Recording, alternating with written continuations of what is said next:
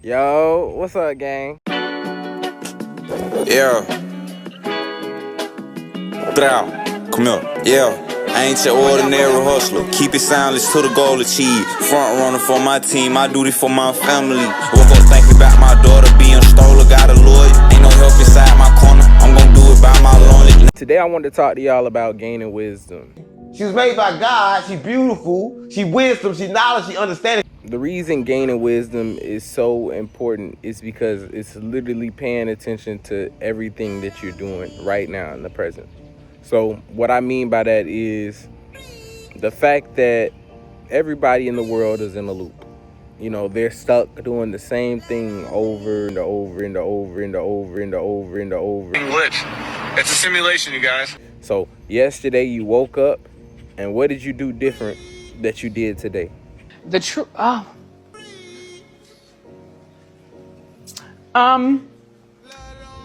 Nothing.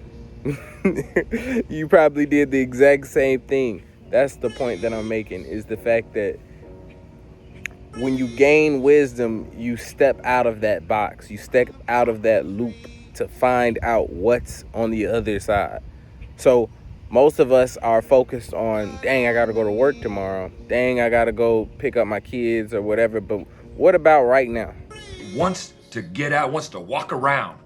It wants some walking around money, and it wants to buy some shoes, and it wants to walk up with the people. What about the moment that you are missing, thinking of what you got to do tomorrow, or what happened to you when you were younger as a kid, or any of that type of stuff? You are too concerned with what was and what will be. There's a saying, yesterday is history. Tomorrow is a mystery, but today is a gift. That is why it is called the present. Message. Whenever you start to dwell on those things, you stagnate. You're in one place. You're not able to move forward. You're not able to acquire the wisdom that you should want to gain. You know, because say I decided to go and take a right at the stop sign that I always take a left at. Anything that I learned from deciding to go that way and see what that right had to offer instead of the left, that becomes wisdom. It becomes knowledge. You know, when you do that, you also realize, okay, I remember yesterday I just went and took that right.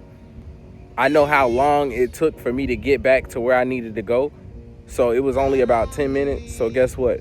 Now on a day that I'm free and I got maybe 30 minutes to spare, I can go explore that area a little bit more. I could go see what it has to offer. That's wisdom. But we miss these opportunities because we're too busy focused on what's going on every day in life. Talking about this the other day, I was like, imagine if there was a drug that made you stare at your hand for 6 hours a day. He'd be like, keep me away from that drug. But that's what your phone's doing. Mostly you're getting nothing. Occasionally you get a funny meme.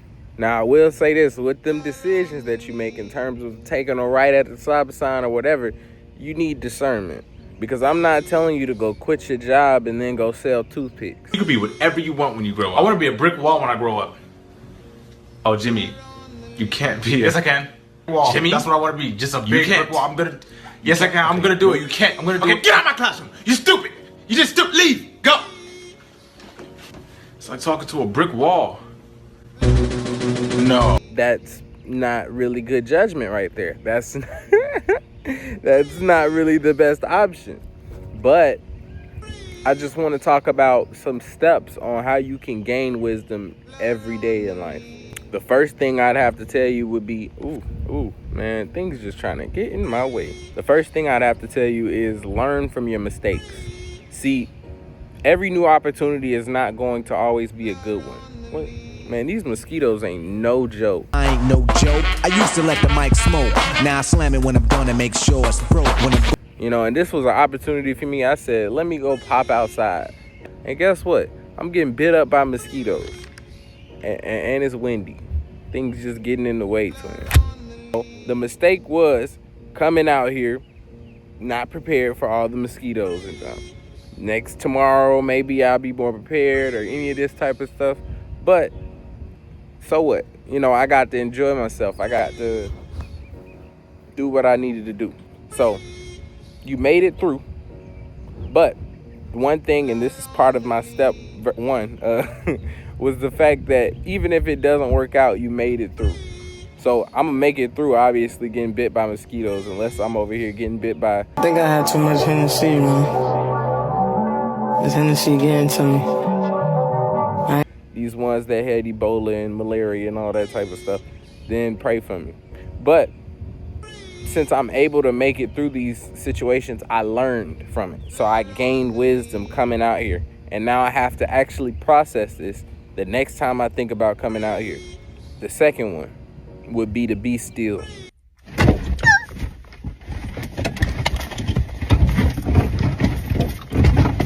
See, being still is important because it helps you analyze. So after I get done doing this thing and I decided to go inside the house and I think about my day. Calm right now, like it's just a beautiful day. The birds are chirping. I just feel so at peace. You know, I really, oh my gosh, why would you do that? Oh my gosh, oh, you're so cringy. Oh, it stings. I think about how it was and what really was going on. That's honestly, truly where your wisdom can come from. Being in one place and going and thinking about your life and why things have happened and how to move forward from them. That's always beneficial and it will always help you in the long run. The third thing I want to talk to y'all about would be to listen to others. See, listening to others is important, and I said this a little bit in the beginning, and it's because you can learn from their perspective. Everybody has a story. I am God, Abilene, Texas God. Yeah, you can take pictures of me if you want. Someone pictures your timeline and destroys your kids and your grandkids before you get there. If you're about to get married, I can remote vision your life, and I came before you. So that person that you met on the street, their life is a story. You know, that the way they are, the same way that they walk the way they walk, they talk the way they talk, is because of the fact that that is them. That's what their life produced for them. So you can learn from those people. And I saw somebody rich, I think it was Cam Newton, he was saying, they said, I can't take advice from nobody who ain't doing better than me. But honestly, they can help you out a lot because that person has went through something that you probably have not went through, and you can avoid the headaches, the problems, if you actually just have an open ear and pay attention to what they have to say. Just like me, my life is something that y'all have never experienced before, but you can take advice from me, you can get knowledge from me because it'll help you out in the long run, because I know things that just straight up you probably ain't been through. I saw another video where there was a crackhead talking to somebody in the which I don't know if they were crackhead, God forbid me, my bad. They were homeless, something. But they were talking to somebody in a car, and they were telling this person that it was all about the journey. Friends, all these things is distracting me from the truth, and it's difficult to give in, especially when you're young, man. But if you can go through it, you'll come out like gold. If I can go through the fire.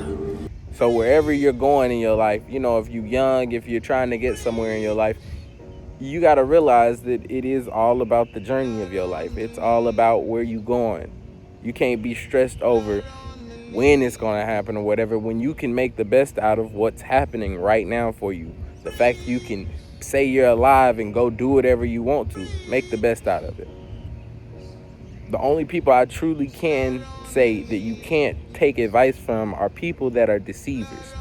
And honestly, if you want to find out somebody's a deceiver, then you pay attention to their fruits. With the spirit of God on you and you're not moving by your lust, you could let a woman just sit still and pay attention to the fruits that come from out of her, and you'll know exactly what you're dealing with. You pay attention to them. Pay attention to who they are.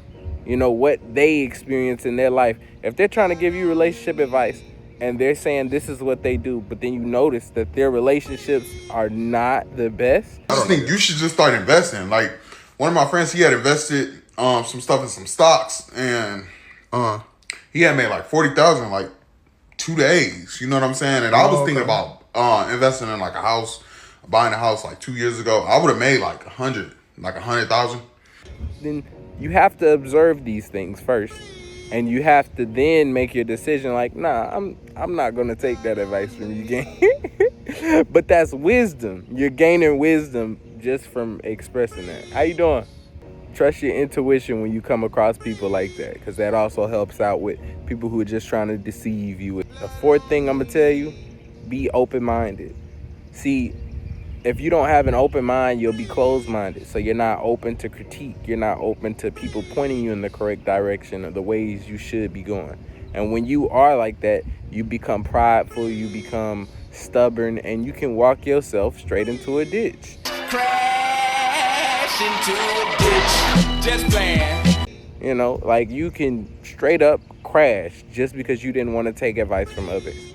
So you have to be able to listen to that. You got to be able to peep what people are saying, but still be comfortable with your own decisions that you make in your life. Because you can, you know, being too big-headed, thinking that you too self-righteous, you can walk yourself into traps. And the fifth thing I'm going to tell y'all about would be to practice self-control. Many people have failed and experienced tragedy through lack of self-control. When you learn to control your body and your soul, you gain. What the? Did y'all see that? I know I'm not tripping. I know I'm not, man, I'm not going back in. I'm going. I'm moving. I'm over here just getting attacked, twin. I know you saw that. If you didn't see that, I'll try to zoom in on it. But if you didn't see that, that's crazy work. That's why that's my last point. So what I was saying was, with practicing self-control, it becomes such a supernatural thing when you're even able to say no. When you're able to say, nah, I'm not doing these things. Or, and just to yourself, being able to be in control of your body. Anything you can't stop, you a slave to. You feel me? If you can't control your urge or control, you know, a lot of the stuff you got going on, then you a slave to it. And anything you feel like you a slave to, you should let go. It helps you move and escalate in the ways that you want to be and moving toward. And all of that is wisdom. Being able to control yourself and know, hey, nah, that's not good for my body. That's not good for me. That's wisdom. You gain with. Yeah, I'm making this quick, gang. I know y'all just seen the things just fly around. So that's what I'm saying. That was the fifth thing, self-control.